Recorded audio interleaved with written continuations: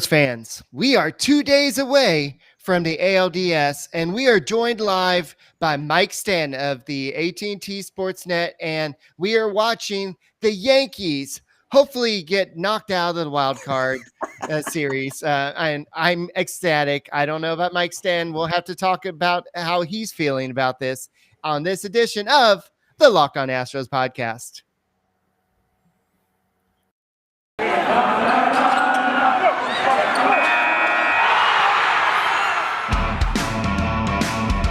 Welcome to Locked On Astros, your daily Astros podcast. Here are your hosts, Eric the Man Huysman and Brett H-Town Wheelhouse Chancey.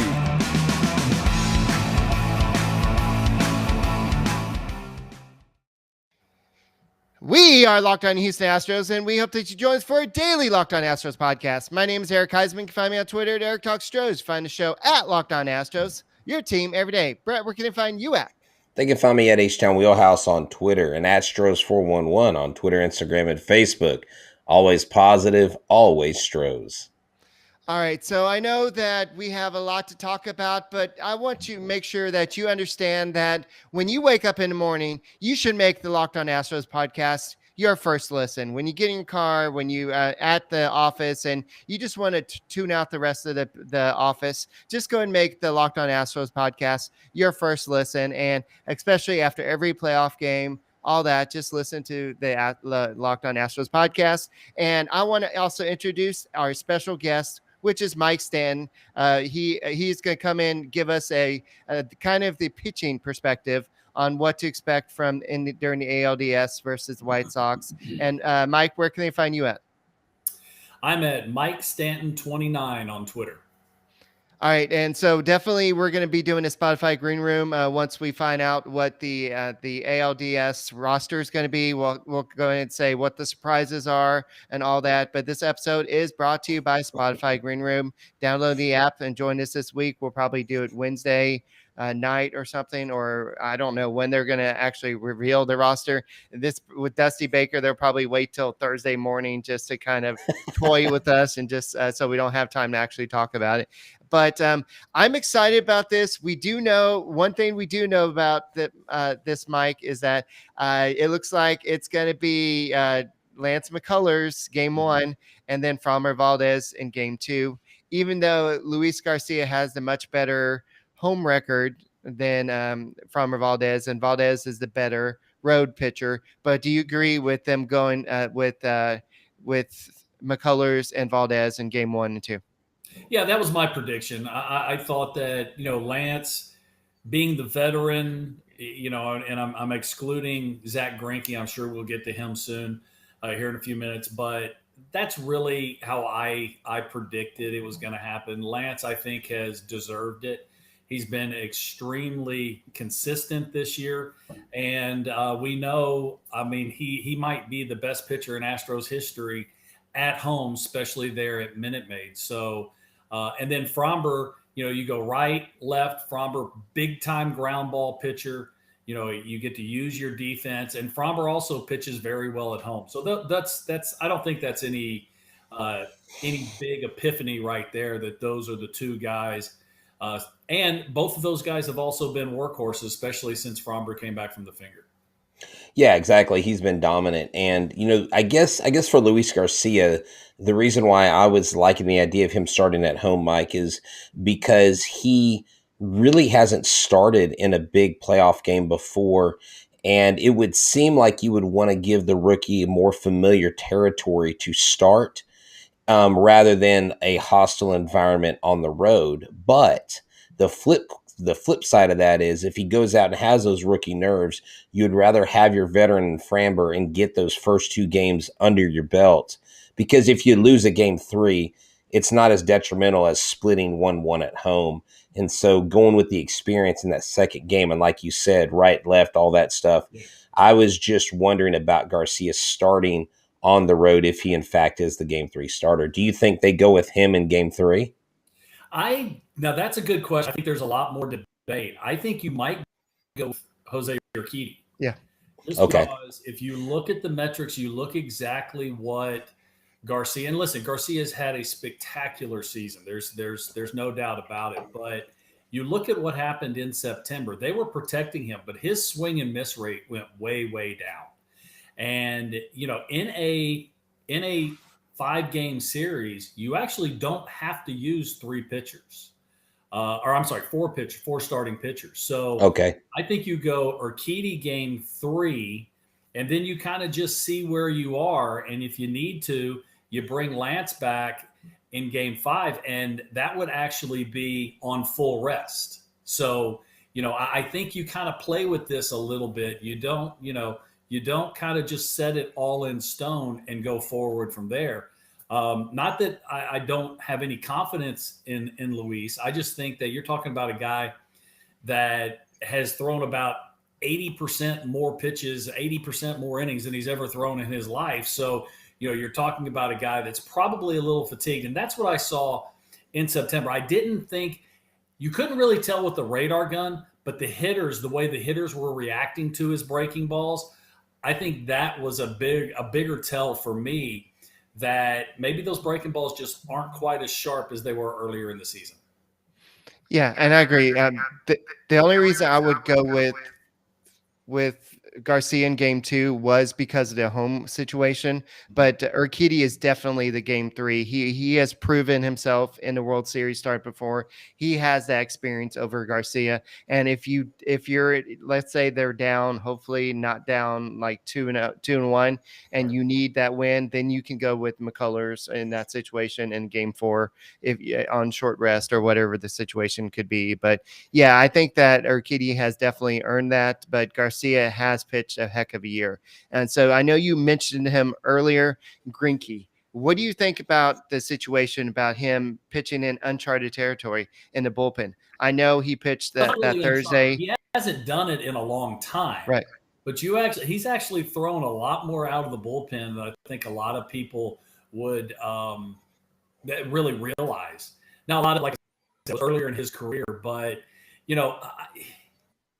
I mean, it's kind of a tentative situation. It's kind of a touchy situation, just simply because, he's Zach Greinke. I mean, he's potentially a future Hall of Famer. And I think he threw the ball well that last day of the season a couple days ago, and I think that definitely has something to say with it. I think he's on the roster, but I have no problem with him pitching out of the bullpen, because really, when are you going to use it? It's going to be, either you're losing or, a starter gets knocked out early or something like that. It's not going to be in a big pressure situation, at least not here at the beginning. We'll just have to wait and see. But, and then maybe if you get to the second round, you see how things go. But I really don't think Zach, at this point in his career, and from what he said there on the last day in the interviews he's done, I don't think he's really thinking about being in the rotation. I think he's okay. At this point in his career, he's just going to do whatever the Astros ask him to do. And that's what they need, especially out of someone like Jake Odorizzi, who voiced some displeasure earlier a few weeks ago about being pulled with the limited innings. But these guys really have to take on that mentality. Kendall Graveman's had to take on that mentality because he's not the closer anymore. And this bullpen has been somewhat of a Dr. Jekyll and Mr. Hyde, where they've been really great at moments and they've been real faulty at others. If the Astros do have to, so game 1 key, I think, is Lance McCullers going 6+ innings to save your bullpen. Mm-hmm. I think if Lance goes in a short outing and something goes wrong and you have to use up a bunch of pitchers in game 1, it throws off the series to start, and that's not good. Of these guys like O'Reilly or Maton, which one of these middle guys that come in before your closers do you think will have the most success against the White Sox? They're a heavy right-handed team where, Rayleigh is to lefties great, but righties he's not great at it. His numbers don't say that. It's a good question, and I don't know if there's a definitive answer. Obviously, you've got the guys. One thing you usually like to have in the postseason is you have swing and miss stuff. The last time we saw Yimi Garcia, he threw the ball well, and he's got, he's a former closer. there in Miami. And I think you look at him and you say, okay, if he can get that breaking ball, that slider going the way he has in the past, he should be fine. I think he's one of the guys you really look at. It's really going to be interesting to see how these guys are used. And I think especially you actually have to manage differently in a 5-game series than a 7-game series. Because in a 5-game series, you blink, it's over.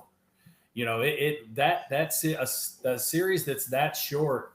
Man, there's really not a whole lot of room for error. And that's why I think that you go with your 2 best starting pitchers right out of the box and try and get that 2-0 lead. And then you try and win one of the last 3. So, the bullpen's going to be interesting. And I just hope that Dusty uses all his resources. He uses Brent Strom. He uses Joe Espada and gets a good idea of exactly the different options in any situation. But you're right. The key to both of these teams is going to be the starting pitching. How deep can the starting pitching go? If the starting pitching can go deep and keep you in the ball game, you're going to have a chance. And, that's a strong suit for the White Sox also. Now, the reports that we've heard from Carlos Rodon is the fastball velocity is way down. I mean, we're talking 90, 91 miles an hour. Now, I will say this. The start he had in Houston in the middle of the summer, that was the best starting pitcher, in my opinion, the Astros saw all year. He was 97, 98 with heavy sink and a slider that was just disappearing. The Astros had they ended up winning that game, which is a crazy thing. Right. But the Astros had absolutely nothing. But that's not the same guy. That's not the same. It's different because he's never been a big control guy. For a guy like that, he needs that velocity. And if he's throwing 90, 91 miles an hour, I think the Astros have a much better chance against him. But the key, to get back to the question, the key to this is going to be starting pitching. I mean, it just is. The Astros bullpen, they have a pretty good back end, okay? There's some question getting to the back end of that bullpen. So it's all going to be about the weight on the starters' shoulders. Yeah, speaking of having all the weight on your shoulders, the Yankees went out there and bet on Garrett Cole to be the big game pitcher, and he only went 3 innings in this game, or less than 3 innings. Yeah, Brett, tell us a little bit about betonline.ag. Well, if you're like Eric Hubbs and you're miscalculating how many championships the Yankees will win with Garrett Cole, you probably better get to betonline.ag. We're back and better than ever, and all eyes are on the gridiron. Teams are back for another football season. As always, BetOnline is your number one spot for pro college football action this season. With the new updated site and interface, even more odds, props, and contests, BetOnline continues to be the number one source for everything football. Whether it's the Texans, are they going to win 3 or 4 games, or if Patrick Mahomes is going to make it back to the Super Bowl, head to the website to use your mobile device to sign up today to receive your 50% welcome bonus on your first deposit. Don't forget to use your promo code LOCKEDON to receive your bonus. From football, basketball, boxing, right to your favorite Vegas casino games, don't wait to take advantage of all the amazing offers available for the 2021 season. And if you don't have a former World Series champion to talk to about the games, then go to betonline.ag. It's the fast and easiest way to bet on all your favorite sports. Bet online, where the game starts. Can you imagine a Yankees fans Spotify green room right now? They're probably all dissing Garrett Cole right now. Oh, man, this guy's trash. So talk to us about Spotify green room. Yeah, so Spotify Green Room, Mike, and I don't know if you've heard of it. It's this great. It's the first social media platform made for sports fans. So where you can download the app for free, you can talk with myself, H-Town Wheelhouse, with Eric Huysman. You can look me up at H-Town Wheelhouse. Follow me, look Eric Huysman at Eric Huysman, and join the conversation. We will be going on Spotify Green Room throughout the playoffs. So if you get the app, download it for free. Join the MLB room, the NFL room, whatever league you want to join. Follow us, and you'll be alerted when we're live with Locked On. You can be a part of the show. We bring you on the stage, and your voice is heard, and everybody gets to hear your expert analysis of what you think is going down with the Houston Astros. So whether it is Friday, Saturday, or after playoff game, come join us at Spotify Green Room. Why? Because we are changing the way that you talk about sports. All right. So, what are your thoughts? I don't want to talk too much about Garrett Cole because we're talking about the Astros playoffs. But Mike Stan, the past 5 games, Garrett Cole has not been himself. What? I know you watch probably a lot of Yankees. Being a former Yankees, you probably watch a lot of Yankee baseball. What have you seen from Garrett Cole? Yeah, I think more than anything else, even though he's got the tremendous velocity on his fastball, and I've seen this from Garrett in the past. He's just not locating his fastball. Now, he's doing an okay job of going east and west, but Garrett pitches north and south. And if you watch the hits that he gave up tonight, now he threw, I don't know what he's doing throwing a changeup to Bogarts. That was the first home run. The home run that he gave up to Schwarber, that was a fastball kind of belt high. That ball is supposed to be a little bit higher. So there's a middle part of the zone that's kind of belly button to mid thigh. You want to be above it. You want to be below it. You put the ball in the middle. It doesn't matter how good your stuff is. The ball has a much better chance of being hit hard. And I think that's what it is. His slider was dirty. He just should have thrown his slider all night long. But he made a couple mistakes with the fastball. And in a play-in game like this, a do or die game, you really don't have margin for error. And, the Red Sox have been able to capitalize.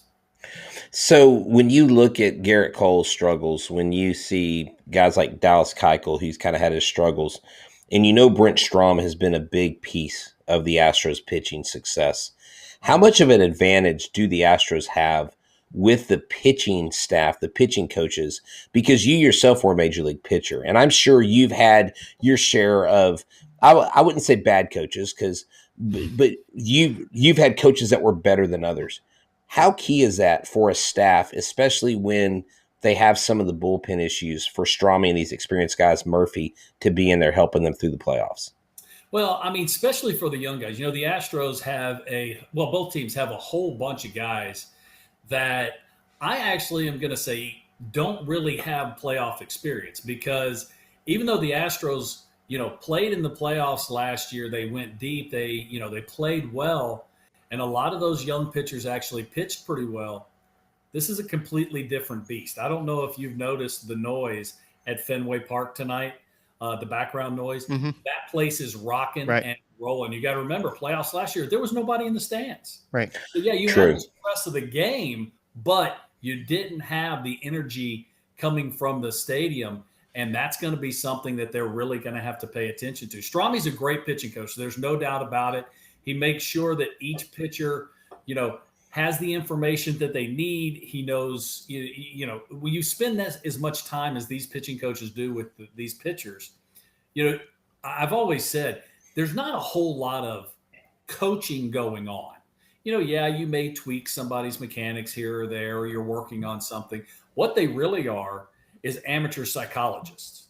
And so they have to get to know each and every pitcher, who you need to kick in the butt and who you need to pat on the back. Who do you need to build up? Who do that you have a different relationship with each one of those guys. And, it's something that takes time to develop. And by this time, especially teams that are making it to the playoffs, the pitching coaches are going to have some say in this. There's no doubt about it. I just hope that Dusty will use Brent Strom in game, use that information, which I think he does anyways.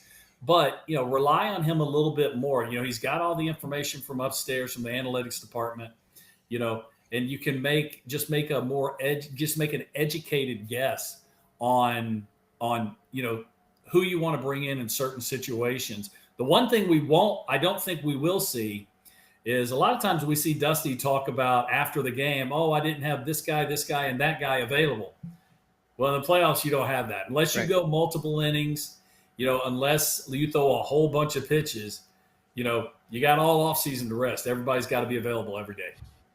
That looks like that was a kiss of death for the Yankees there. But anyway, so it looks Wait, like... hold on. What happened? Tell us. You just- can't just leave us hanging. Well, it was, I guess they got out, but at least another run scored there. But Okay.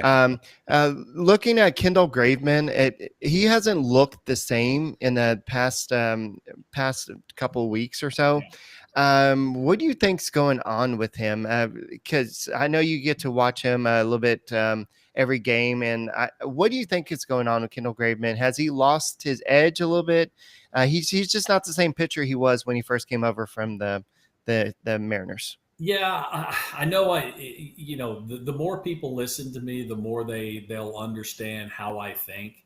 And I think with Kendall, there may be some little mechanical thing here or there, but I think more than anything else, it's just fastball command. He's getting behind in the count. And just like with Garrett Cole tonight, when you get behind in the count and you have to come into the middle of the plate and you get limited on what pitches you're going to throw in that situation, big league hitters are going to put good swings on the ball. And that's just simply what has happened to me for Kendall Graveman. I mean, he came over. I was completely and totally impressed that very first game, right after he got traded over from Oakland. They went to San Francisco, and I think it was the second game of the series, but it was his first game in an Astros uniform. And I was completely shocked. He was 97 miles an hour, heavy sink. He was hitting that inside corner to left-handers, kind of the Greg Maddux comeback sinker. I mean, it was just incredible how well he was throwing the ball at the time. And the thing is, when you're throwing the ball like that, it's really hard to continue to do that. And I think that, he just kind of got out of sequence a little bit. Still had an incredible season and threw the ball well for the Astros, just nothing like he did in the first half for the Oakland Athletics. So with talking about the pitching, because I know we're kind of pitching heavy tonight, how key is it for the pitchers to have the offense back in them that they do, even with the McCormick and a Myers? And if Siri actually texted someone we know, a guy named Kenny, who actually writes for Climbing Towels Hill, and he said, "Hey, my finger's feeling a lot better. I'm doing okay." Like Siri really, really wants to play. But having these young guys come out and having the powerful offense you have, having Kyle Tucker, your current player of the month, how big is that for these pitchers that they know they've got 9 guys behind them that they don't necessarily have to pitch perfect, but if they make some mistakes, they got someone coming up behind to support them. Well, to tell you the truth, that's how you have to pitch. And again, it doesn't matter, if you're somebody throwing, a whole bunch of breaking balls like Lance does. It doesn't matter if you're Zach Greinke throwing a 89 mile an hour fastball, or if you're Kendall Graveman throwing a 97 mile an hour sinker. You actually have to pitch to contact. And the way you are successful, and this is any pitcher at any level, even the little guys on the little league field, if you can throw strikes early in the count, you're going to be successful most of the time. That gives you the ability for, big leaguers to expand the zone, to pitch around the zone, make things look like strikes.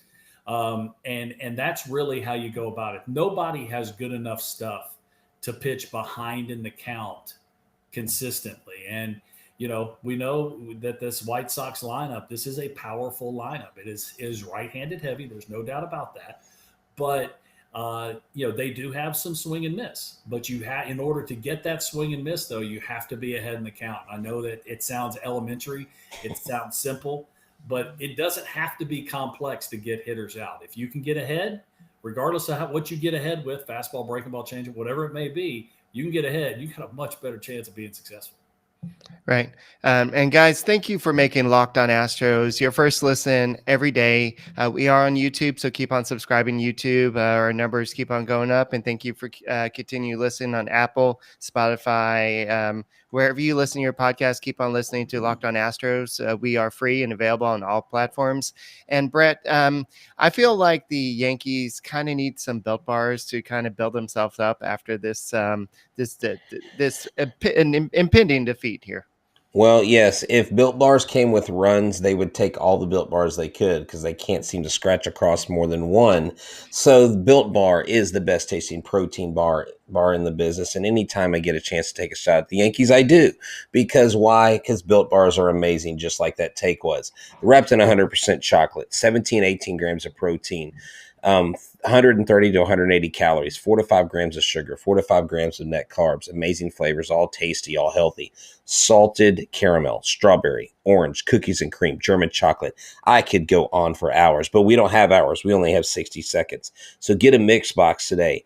Get the grasshopper cookie. That is their take on the Thin Mint Girl Scout cookie. Built Bar is the official protein bar of the USA track and field team. That's pretty cool. And many Division I football teams and great Locked On hosts like yours truly and Eric the Man Huysman. So go to built.com and use the promo code LOCKED15, that's LOCKED 15, to get 15% off your order. That's the same discount we get as return customers. So check out built.com today. It's the best bar in the biz. All right. So I know Jay Roberts is asking about the Astros postseason experience. Does that give them the advantage over a young team like the White Sox? Yes, they were in the 2020 playoffs. They had an early exit. I've already gone over the vast history of the playoffs. I went all the way back to, what was it, 1908, Brett? And so, yeah, you went all the way back. He's like, back in 1876, the White Stockings of Chicago. But just looking at the Astros experience over the young White Sox, how do you see this series playing out? Well, here's the thing. I've had a lot of questions over the years. I've got a lot of playoff experience, and I've played with guys that have played well in the playoffs. I've played with guys that have struggled in the playoffs. And really the key is, if you've played well, you realize that the sport hasn't changed. That it's still you still got to catch it, you still got to hit it, you still got to throw it. And if you, in my opinion, if you can almost belittle the situation, because what's happened is you get to the playoffs, now all of a sudden you have this huge, it's just this overwhelming game coming up. Well, no, it's not. It's the same game you've been playing all your life. So if you can learn to control those emotions, keep all the stuff that happens off the field, and not bring it onto the field with you, you have a chance to have success. That doesn't mean you're going to have success, but you're just in a better frame of mind. And that's really the key, is exactly how do we process, how quickly can we process?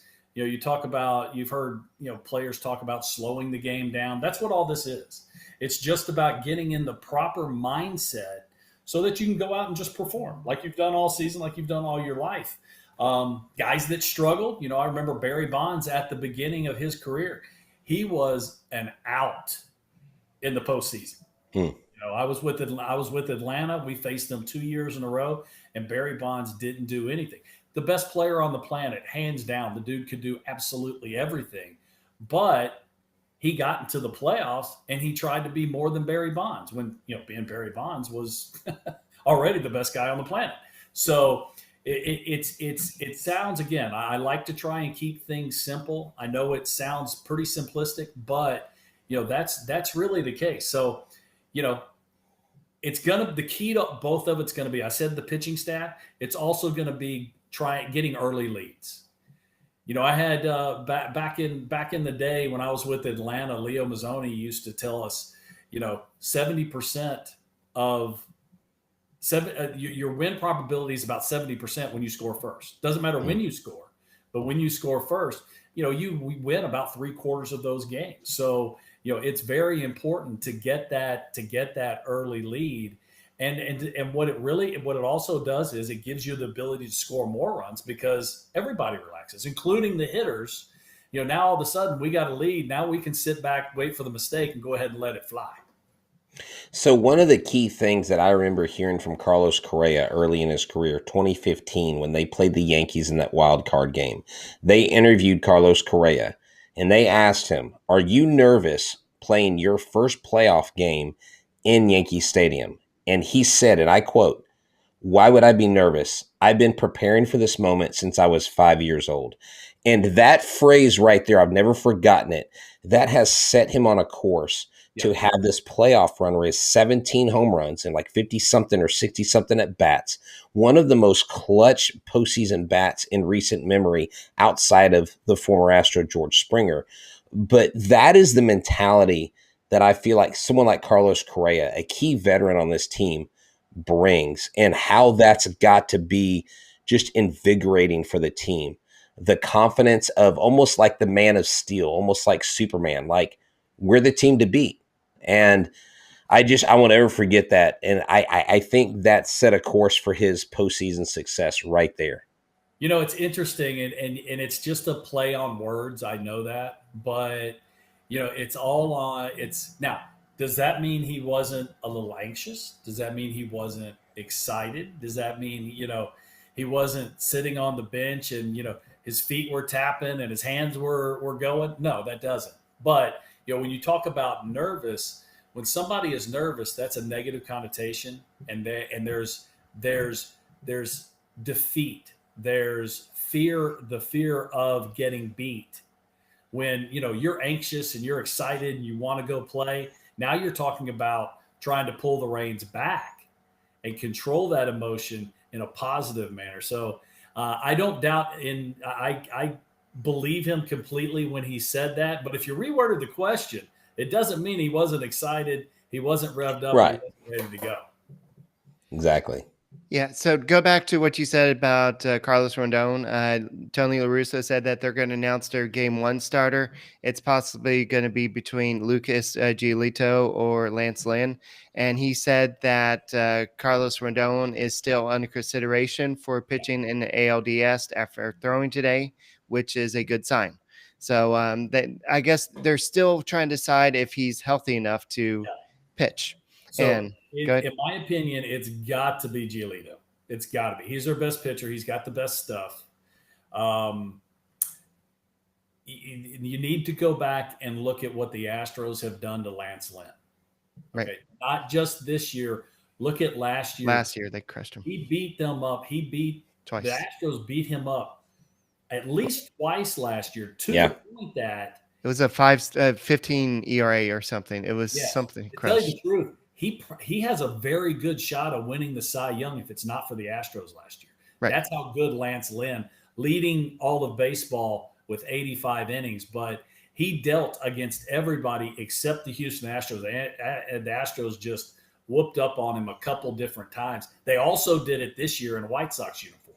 So I would be shocked if it's Lance Lynn. I think you have to go, again, 5-game series, very small room for error. You got to go with your best and just hope that he can outpitch Lance McCullers. So Jay Roberts brings up another great question, man. Jay's firing him at us tonight. He said, everyone likes to say that loud boos motivate the players like Altuve and Correa. But do you, Mike, think that they even hear it? He said, I assume they block it out. It's a little bit of both. I mean, when you hear, but listen, I played for the Evil Empire. We got booed every single solitary game we played that was not in Yankee Stadium,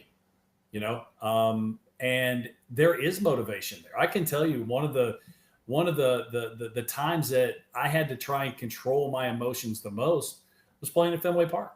When the Fenway faithful were at their worst, there is motivation in that.